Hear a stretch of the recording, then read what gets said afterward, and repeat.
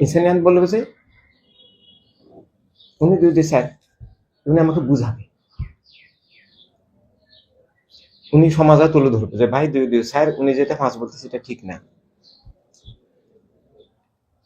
কিন্তু আমি যেন ক্ষমতার বলে রাষ্ট্র দখল করে আইন করে দুই পাঁচকে চাপিয়ে দিতে না পারি, এবং দুই চারকে নিষিদ্ধ করতে না পারি, কেউ যদি দুই সারি বললে তাকে যেন জেলে নিতে না পারি।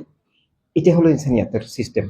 যে কেউ ভুলে আছে আমার দৃষ্টিতে, বা আমি কারো দৃষ্টিতে ভুলে আছি, ঠিক আছে, ওনার দৃষ্টিতে উনি থাক, আমার দৃষ্টি আমি থাক, আমি যেন মানে কেউ যেন ক্ষমতায় গিয়ে তার মত পথকে আইন করে বন্দুকের নলার মুখে সবার উপরে চাপিয়ে দিয়ে অন্যদেরকে নিষিদ্ধ খুন জুলুম করতে না পারে। কিন্তু বর্তমান পৃথিবীতে এটাই চলতেছে, এটা যেন না পারে।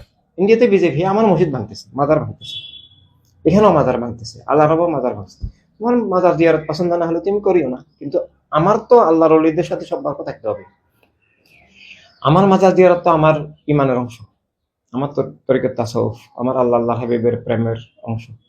আমি করব, তার কাছে সেটার কোনো মূল্য নাই, আমার কাছে সেটা মহামূল্য। যারটা নিয়ে সে থাক, ভাঙ্গার অধিকার তো নাই আমার। এখন মন্দির আমার কাছে ভালো না, তাই বলে আমি হিন্দুর মন্দির ভাঙতে পারি না, ওটা নিয়েও থাকে, ওকে আমি বুঝাবো, মানলে মানলো, না মানলে সে মন্দিরে থাক। আমি মন্দির ভেঙে দেওয়ার অধিকার রাখি।